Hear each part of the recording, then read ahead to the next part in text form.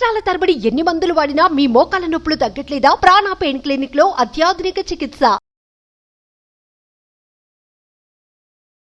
అందమైన జీవితం ఎప్పట్లాగానే మన గెస్ట్ కళ్యాణ్ చక్రవర్తి గారు కూడా ఈరోజు నాతో పాటు స్టూడియోలో ఉన్నారు. నమస్తే కళ్యాణ్ గారు. నమస్తే జయ గారు. కళ్యాణ్ గారు, విజయవాడ నుంచి ఒక మెయిల్ ఉందండి, నేను చూశాను. అమ్మాయి పేరు శాంతిప్రియ. కష్టాలు ఒక మనిషిని ఇలా వెంటాడతాయా అని అనటానికి తను రాసిన ఆ మెయిల్లో ఉన్న విషయం చూస్తుంటేనే అర్థమైపోయిందండి నాకు. అంటే ఏంటి అసలు, ఎక్కడ తనకి ఏది ఒక పరిష్కారం అనేది కనిపించట్లేదు. అసలు దాన్ని నేను ఎలా డిస్క్రైబ్ చేయాలో కూడా నాకు అర్థం కావట్లేదు. సో ఒకసారి మాట్లాడేద్దాం, మీరు పర్మిషన్ ఇస్తే నేను కాల్ చేసేస్తాను. ఈవిడ ఏజ్ గ్రూపు మేబీ 40-41 అట్లా ఉండొచ్చు. అంత తన మెచ్యూరిటీ కానీ తను మాట్లాడిన పద్ధతిని బట్టి నాకు అట్లా అనిపించింది. కళ్యాణ్ గారు, హలో. శాంతిప్రియ గారండి?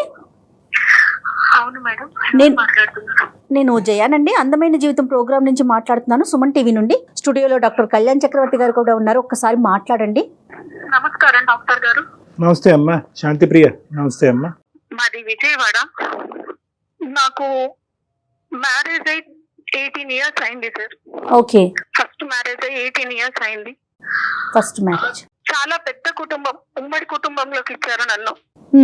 భార్య భర్తలు అని అంటే అనురాగం, మమకారం ఇలాంటివి ఉంటాయి, కానీ నా జీవితంలో లేవు సార్. భార్య భర్తలు కలిసి ఉండడానికి ఒక సపరేట్ రూమ్ అనేది లేదు. మేమిద్దరం కలిసి ఈ 18 సంవత్సరాలలో ఒక్క సినిమా చూసింది కూడా లేదు సార్. అత్తగారింటి నుంచి సపోర్ట్ లేదు. తల్లి గారింటికి వెళ్ళి బాధ చెప్పుకుందామంటే అక్కడ వాళ్ళు కూడా నాకు శత్రువులు అయిపోయారు.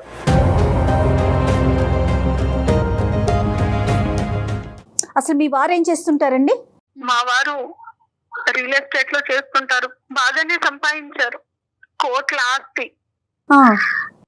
ఆడపడుచులు మరిది కూడా ఉన్నారు. ఆస్తి పాస్తులు, పెద్ద కుటుంబం అన్నారు, ఉమ్మడి కుటుంబం అన్నారు. ఎక్కడ సమస్య వచ్చింది? సమస్య ఎక్కడి నుంచి వచ్చిందంటే, నేను ఒక మంచి చీర కట్టుకొని మంచిగా రెడీ అయినా మా మరిది మా వారితో అనేవారు, చూడు ఎలా రెడీ అయింది, ఎవరి కోసం రెడీ అయింది అడుగు. ఆయనలో లేని అనుమానాన్ని రేకెత్తించడం. కలిసి మాట్లాడుకునే టైం ఉండదు మేడం. తన నుంచి సాయంత్రం వరకు చాకిరీ చేయడమే, వండి పెట్టడం. అంటే మాకంటూ ఒక ప్రైవసీ లేదు, ఒక రూమ్ లో కూర్చొని మాట్లాడుకునేది లేదు. 18 సంవత్సరాలలో నాకు 14వ సంవత్సరంలో నేను ప్రెగ్నెంట్ అయ్యాను మేడం. 14 సంవత్సరాలకి నేను ప్రెగ్నెంట్ అయితే నన్ను ఎలా చూసుకోవాలి మేడం ఆయన? 14 years ఆఫ్టర్ మ్యారేజ్ అంటే మనుషులా కూడా చూసేవాళ్ళు కాదు.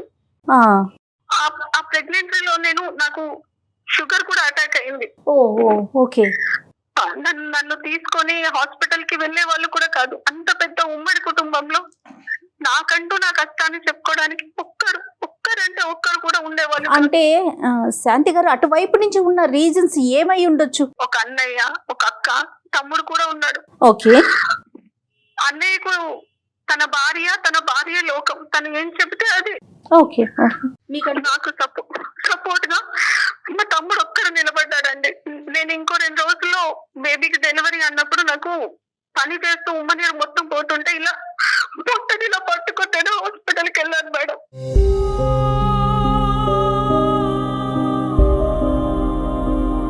నాతోనే ఒక్కరు కూడా రాలేదు.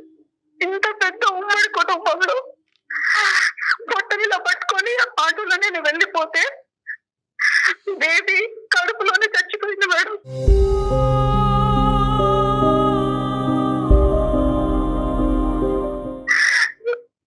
నాతో ఎవరు లేరు, కనీసం మా బిడ్డను కూడా చూసుకోలేదు. నేను ఆ బేబీ చనిపోయి పడితే నేను కోమాలోకి వెళ్ళిపోయాను. స్పృహలోకి వచ్చాక అడిగితే బేబీ కడుపులోనే చనిపోయింది అని అన్నారు. నా బిడ్డని నేను చివరి చూపు కూడా చూసుకొని దురదృష్టవంతురాంది.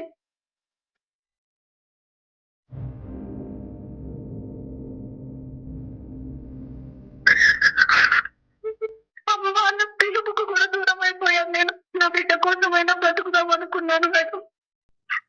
నాకు అదృష్టం కూడా లేకుండా చేశాడా దేవుడు. అంటే డిలే అయిందమ్మా, అంటే డెలివరీ టైంకి అంటే మీరు హాస్పిటల్కి వెళ్ళటం వల్ల లేట్ అయ్యిందా? ఎవరు సపోర్ట్ లేరు అప్పుడు నీకు? ఎవరు కొద్దిగా ఎవరైనా తొందరగా స్పందించి మీరు కొద్దిగా ముందుగానే హాస్పిటల్కి వెళ్ళి ఉంటే బిడ్డ బతుకుండేదా? అవునండి, బిడ్డ బ్రతికేది. ఆ ఉమ్మ నీరు మింగేసి బిడ్డ చనిపోయింది కడుపులో.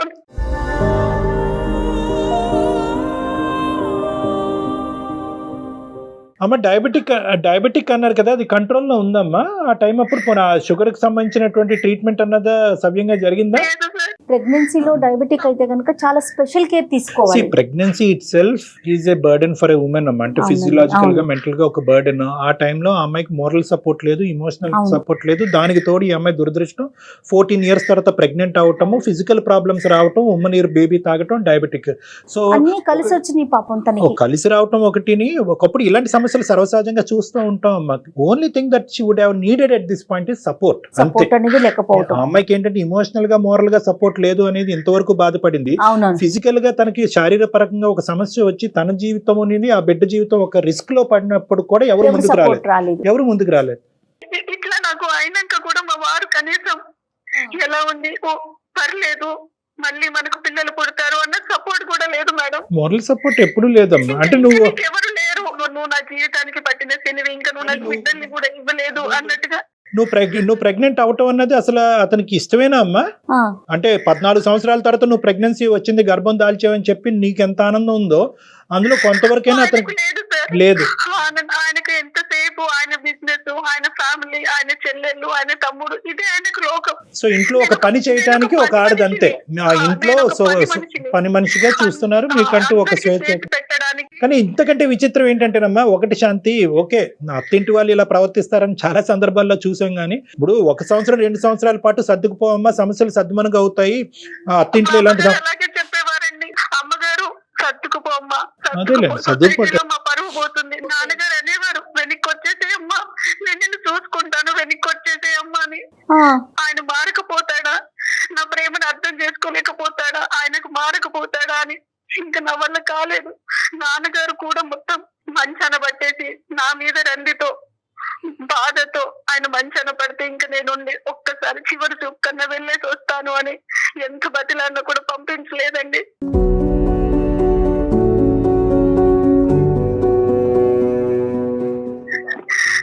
తర్వాత తమ్ముడు తీసుకొచ్చిన తర్వాత నాన్నను చూసిన తర్వాత నాన్నగారు కాలం చేసేశారు.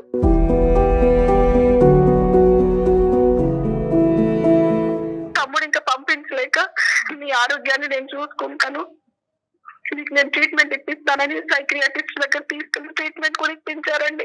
సో నాన్నగారు చనిపోయినప్పటి నుంచి ఇంక ఇంట్లో ఉండిపోయారు మీరు, మీ పుట్టింట్లో. అమ్మగారితో పాటు అమ్మ, నేను, మా తమ్ముడు మమ్మల్ని తీసుకెళ్లి సపరేట్ రూమ్ తీసుకొని అక్కడ ఉంచారండి. ఇక్కడ దేవుడు కూడా చిన్న చూపు చూసాడండి. అయ్యో. మా తమ్ముడి భార్య మమ్మల్ని చూసుకుంటున్నారన్న కక్షతో సమాజంలో నాకు మా తమ్ముడి మీద నిందలేసిందండి ఆ అమ్మాయి. ఏం కర్మమ్మ ఇది? నా మీద మా తమ్ముడి మీద నిందలేస్తే ఆ విషయం కూడా నాకు తెలియలేదండి. ఈ మధ్యలో అమ్మగారు కూడా కాలం చేసేసారు. మా ఇంటి ఓనర్ వచ్చి, ఇలా మీ తమ్ముడు రావద్దమ్మా, ఇలా మీకేదో జరుగుతుందంట అంటే నేను ఏమైపోవాలండి?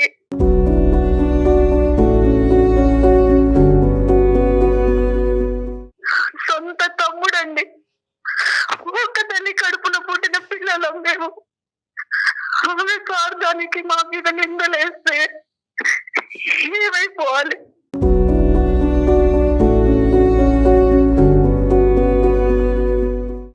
అమ్మ ఉన్న ఇంట్లో నేను 1.5 years ఉన్నాను సార్. డాక్టర్ గారు చెప్పమ్మా, రాత్రి పూట నిద్ర పట్టక మధ్యలో వాష్రూమ్ కి లేవాల్సి వస్తుంది, భయం వేస్తుందని 2 స్లీపింగ్ టాబ్లెట్స్ మింగి పడుకునే పద్ధతి సార్ నేను.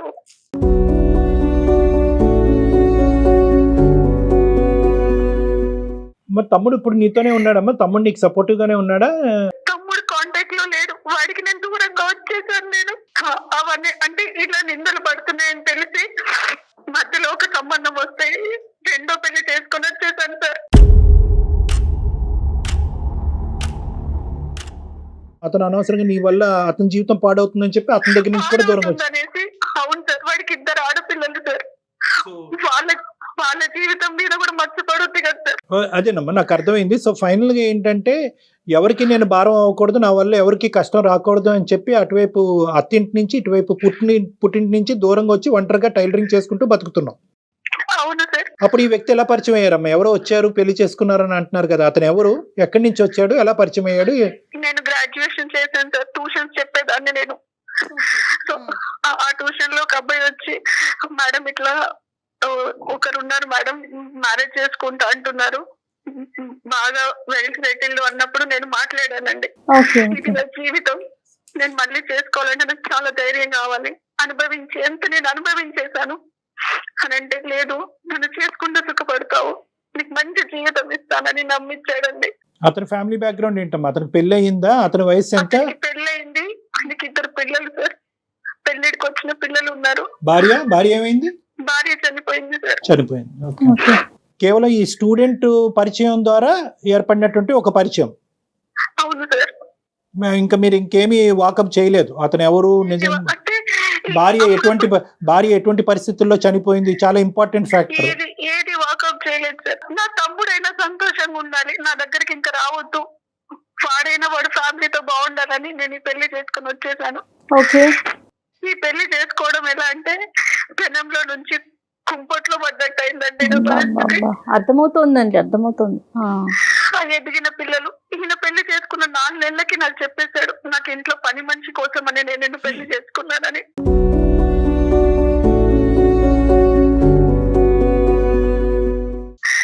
నా ఎదిగిన పిల్లలకు చూసి పెట్టడానికి, వంట చేసి పెట్టడానికి అన్నట్టుగా. అక్కడి పరిస్థితి కంటే ఇక్కడ ఇంకా దారుణం సార్, పంజరంలో చిలకలాగా ఇంకా దాన్ని మాటలతోని పొడవడం. ఒక్క నిమిషం శాంతి, నువ్వు ఇప్పుడు వరకు వేరే వాళ్ళు లేదంటే నీ దురదృష్టం వల్ల ఒక అడుగు, ఇప్పుడు నీ చేతులారా ఇంకో అడుగు వేసి ఇంకా భయానకమైనటువంటి పరిస్థితిలో నువ్వు తీసుకెళ్ళ. డైవర్స్ అయిందమ్మా? ఫస్ట్ మ్యారేజ్ డైవర్స్ అయిందా? అయ్యింది సార్, ఫస్ట్ మ్యారేజ్ డైవర్స్ అయింది. ఇది ఇంకా నరక కూపం అండి. ఎదిగిన పిల్లలు ఉన్న వాళ్ళని పెళ్లి చేసుకోకూడదని అనిపించిందండి. ఆ పిల్లలు కూడా సూటిపోటి మాటలు అనడం, అక్కడే ఉండాలి, ఎవరితో మాట్లాడొద్దు, మాట్లాడితే ఆ రోజు ఇంకా నాకు ఒక విధమైన నరకాన్ని చూపిస్తారు. అమ్మా పెద్దల సమక్షంలో జరిగిందా? అతని వైపు ఎవరన్నా పెద్దవాళ్ళు అది ఉన్నారమ్మా? అమ్మ మీ హస్బెండ్ సైడ్ సెకండ్ లేదు సార్, గుళ్ళో జరిగింది. నా వైపు నుంచి నేను ఎవరిని పిలవలేదు సార్. అతని సైడ్ నుంచి అమ్మా? అతని సైడ్ నుంచి అతని పిల్లలు ఉంటాడండి. అంతే అంటే ఏదో తొందరలో కదమ్మా, ఏదో కారణం ఉంటది. ఎందుకు చేసుకున్నావు? తమ్ముడు అన్న తన ఫ్యామిలీతో బాగుంటాడు, 2 ఆడపిల్లల జీవితాలు బాగుంటాయని. ఇది ఇంకా ఎందుకంటే తమ్ముడికి ఇచ్చి చేసింది ఎవరినో కాదు సార్, మా అక్కయ్య కూతుర్ని సార్, మా అక్కయ్య కూతుర్ని.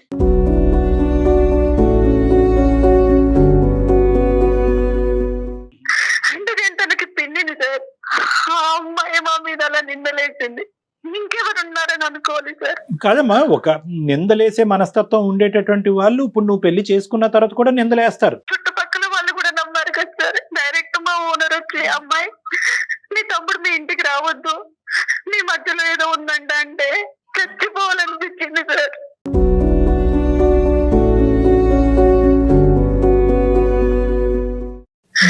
నిజంగా అమ్మ, ఒక నిందేసేటటువంటి పరిస్థితి వచ్చినప్పుడు దానికి మీరు ఎంచుకున్నటువంటి పరిష్కారం మాత్రం తొందరపాటు పరిష్కారం, అది నేను చెప్పాలి అని అనుకుంటున్నాను. నిందేసేటటువంటి ఎవరో నిందేయలేదు, సొంత మీ అక్క కూతురే, అంటే మీ కుటుంబ సభ్యుల్లోనే ఒక నిందేసినప్పుడు, అంటే మీ కుటుంబం గురించి బాగా తెలిసి చూసినటువంటి ఒక వ్యక్తే ఇలా నిందేసినప్పుడు వాళ్ళ యొక్క ఇంగితం ఏంటి, వాళ్ళ యొక్క ఆలోచన శైలి ఏంటి అన్నది మనకు అర్థమవుతుంది. ఆ మాట పట్టుకుని ఇంటి పక్కన వాళ్ళు ఎదురింటి వాళ్ళు ఒక 2 మాటలు అన్నారు కాబట్టి ఎవరో దారికి పోయినటువంటి దాని గురించి వాకప్ చేయకుండా తొందరపడి పెళ్లి చేసుకుని నువ్వు ఏం సాధించావమ్మా? ఎవరిని సుఖపెట్టావు? నీ బ్రదర్ని సుఖపెడదాం అనేటటువంటి ఒకే ఒక ఉద్దేశంతో, అతని మీద నిందపడకూడదు, అతని కాపురం చెడిపోకూడదు అనే ఒక ఉద్దేశంతో చేసుకున్నటువంటి ఈ పెళ్లి నీ బ్రదర్కి భారం అయిందా, భారం తగ్గిందా? భారం ఎక్కువైంది. ఇప్పుడు ఈ రోజు ఏంటంటే మీకొక్కరి దానికే కాదు, అంత పెద్ద మనసు ఉన్నటువంటి మీ బ్రదర్కి కూడా ఈ రోజు కౌన్సిలింగ్ చేయాలనేటటువంటి పరిస్థితి వచ్చింది. ఆ పెళ్లిలోంచే 18 సంవత్సరాలు పట్టింది మిమ్మల్ని బయట వేయటానికి. మీ కుటుంబ సభ్యులు ఎవరు సపోర్ట్ చేయకపోయినా ఒంటి చేతి మీద బయటకు తీసుకొచ్చి కాపాడాడు. ఎందుకు కాపాడాడు? ఆ నరకంలో కాకుండా నీ మటుకు నువ్వు ఒంటరిగా నువ్వు బతకచ్చు, నువ్వు బతికినంత కాలం నేను నీకు సపోర్ట్ ఇస్తాను అనేటటువంటి విధంగా నిన్ను బయటకు తీసుకొచ్చాడు. బయటకు తీసుకొచ్చిన తర్వాత ఏం చేశాడు అతను వెనకాతలు ఎవరు ఏమో వాళ్ళ భార్య ఇంకోటి అనుకుంటుందా, ఎవరో ఏమనుకుంటున్నారా అనేటటువంటి పట్టింపు అతనికి లేదు. నువ్వు పట్టించుకోవటం మొదలుపెట్టావు. ఇదేంట్రా తమ్ముడు, నీ జీవితం నాశనం అయిపోతుంది, నేను ఇంకో పెళ్లి చేసుకుంటానని చెప్పి ఈ రోజు ఇంకా భయంకరమైనటువంటి చిక్కుముడి మీ బ్రదర్ కూడా తయారు చేసినటువంటి పరిస్థితి అయింది. ఇంట్లో నుంచి అడుగు బయట పెడితే కాకులాగా పొడుచుకు తిన్నారు సార్. ఇప్పుడు నువ్వు చెప్పేటటువంటి మాటలు Shanti, that is the reality of the society. అవును. ఇప్పుడు సొసైటీ బట్టి నేను బతకాలి అని అనుకుంటే కనుక నువ్వు బ్రతకలేవు. సొసైటీ ఇలా అనుకుంటుంది, అలా అనుకుంటుంది, వాళ్ళ నోర్లు ఇలా మూయించాలి, వీళ్ళ నోర్లు ఇలా మూయించాలి అనేటటువంటి పద్ధతిలో మీరు ముందుకెళ్తే వీళ్ళు నోర్లు మూయించేటటువంటి పనిలో మీరేంటంటే తప్పు మీద తప్పు చేసుకుంటూ పోతూ ఇంకా ఊబిలో కూరిపోతారు. ఇప్పుడు మీ పరిస్థితి అలాగే అయింది. 18 సంవత్సరాల పాటు మీరు ఆ కుటుంబంలో నరకను అనుభవించినప్పుడు ఏ సొసైటీ వచ్చి, ఏ సమాజం వచ్చి మిమ్మల్ని కాపాడిందమ్మా? మీ సొంత రాలేదు, మీ సొంత తల్లిదండ్రులే రాలేదు, మీ కుటుంబ సభ్యులే రాలేదు. మనసున్న మహారాజు లాగా మీ తమ్ముడు ఒక్కడు కాపాడకపోతే కనుక మీరు ఈ రోజు ఆ ఇంట్లోనే అక్కడే చనిపోయి ఉండేవారేమో మీరు. కానీ నా జీవితంలో సంతోషం అనేది వస్తుంది అని మా తమ్ముడు నాకు చాలా ధైర్యం ఇచ్చాడు సార్. ఎస్ ఇప్పుడు ఆ తమ్ముడు తను కూడా నేను మాట్లాడట్లేదు.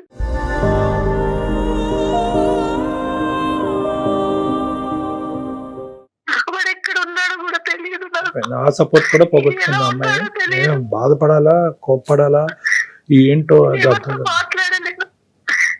బహుశా మీరు శాంతి గారు ఫస్ట్ ఇష్యూ అయిపోయిన తర్వాత ఎప్పుడైతే మీ బ్రదర్ మీకు సపోర్ట్ చేశారో అప్పుడు మంచి నిర్ణయం, ఒక స్ట్రాంగ్ గా డెసిషన్ తీసుకొని పోని ఆ నిర్ణయాన్ని మీ తమ్ముడితో డిస్కస్ చేసి ముందుకెళ్ళినట్లయితే ఈ రోజు అతని సపోర్ట్ ఉండేదేమోనండి. అవును సార్, అవును మేడం. గతం జరిగింది జరిగిపోయింది. తమ్ముడి జీవితాన్ని కాపాడాలని అనుకుని తమ్ముడినే పోగొట్టుకున్నారు మీరు, తమ్ముడినే దూరం చేసుకున్నారు. ఇంతకంటే వాడు కూడా అమ్మాయితో విడాకులు తీసుకున్నాడంట.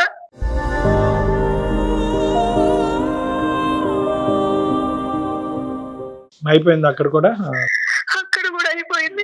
మీరు పెళ్లి చేసుకున్నా అమ్మాయి విడాకులు ఇచ్చుండేది, పెళ్లి చేసుకోకపోయినా అమ్మాయి విడాకులు ఇచ్చుండేది. ఎందుకంటే ఆ అమ్మాయి మైండ్ ఆల్రెడీ పొల్యూట్ అయిపోయింది కాబట్టి.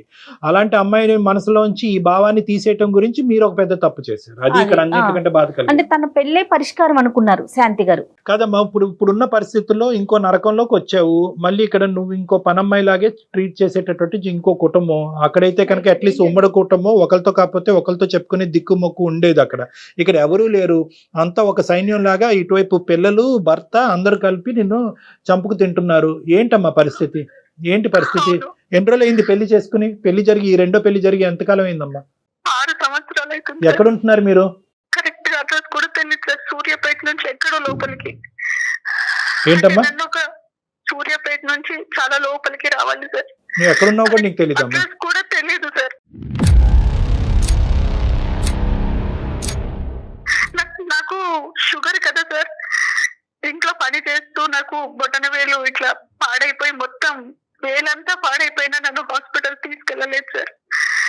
నువ్వే ఒక దండగా అంటే నీకు ఇంకా ట్రీట్మెంట్ కూడా అంటాడు ఆయన.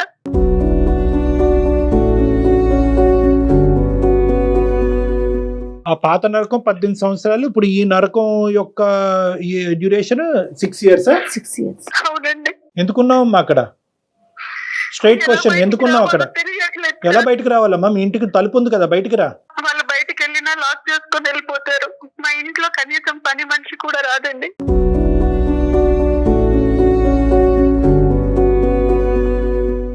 అది కదమ్మా ఇంటికి వచ్చినా నేను మాట్లాడకూడదు వాళ్ళతో. ఇప్పుడు అర్థమైంది కదా ఆ ఇంట్లో ఇంకో స్త్రీ ఎలా చనిపోయింది అన్నది.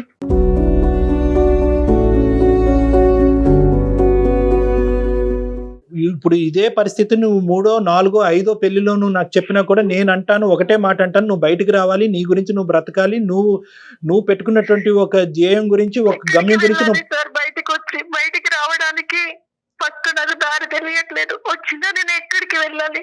నో అలా కదమ్మా. ఎక్కడికి వెళ్తావు అనేటటువంటి సెకండరీ ఇష్యూ అమ్మా. ఇక్కడ ఉండి చచ్చిపోకుండా ఫస్ట్ నిన్ను కాపాడుకోవాలి. ఎక్కడికి వెళ్తావు అన్నది బయటకు వచ్చాక ఆలోచిద్దాం.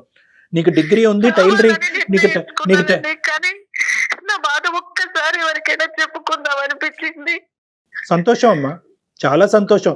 ఈ రోజు వాళ్ళు బయటకు వెళ్ళినప్పుడు మాకు ఎలాగైతే ఫోన్ చేసావో నీకు బోల్డ్ అంత లీగల్ సిస్టమ్ సపోర్ట్ ఉంది. నువ్వు ఎలా అయితే మాకు ఫోన్ చేసావో అలాగే నువ్వు 100కి ఫోన్ చేయి, పోలీసులకు ఫోన్ చేయి. ఇలా నేను నరకయాతన అనిపిస్తున్నాను, ఇక్కడ బంధించి పెట్టారు, నన్ను ఒక జైల్లో పెట్టారు, నన్ను ఇలా నేను మీరు ఒకసారి 100కి డైల్ చేశాను, అది అంతకన్నా నరకం చూపించాడు ఆయన వచ్చి. సొసైటీలో నాకంటూ ఒక పేరుంది, నువ్వు ఏదైనా అనుకుంటే జరిగిపోదని, నన్ను దాటి ఏ విషయం వెళ్ళలేదు అని. ఎటొచ్చి ఏంటంటే మీరేమనుకున్నారు అంటే కనుక మీరు ఇంకా ఆ గిల్ట్లోనే ఉండిపోయారు. అరే తొందరపడి పెళ్లి చేసుకున్నాను, రెండో పెళ్లి, మొదటి పెళ్లిలో బ్రదర్ వచ్చి కాపాడాడు, ఈ పెళ్లిలోంచి కూడా ఇంకోళ్ళు ఎవరో వచ్చి కాపాడతారని మీరు వెయిట్ చేస్తున్నారేమో, ఎవరు రారు. ఇది మీకు మీరుగా తీసుకోవాల్సినటువంటి నిర్ణయం. మీరు గట్టిగా అనుకుంటే కనుక ఎల్లకాలం అలా బందికానాలాగా వాళ్ళు ఉంచేటటువంటి అవకాశం లేదు. మీరు ఒక అవకాశం చూసుకుని స్ట్రైట్ అవే బయటకు రండి. ఫస్ట్ ఆఫ్ ఆల్ ఏంటంటేనమ్మా, మీరు ఎక్కడ ఏ తలుపు ఏ డోర్ నాక్ చేసి హెల్ప్ తీసుకోవాలనేటువంటి ఫస్ట్ మీకు అర్థం అవ్వాలి.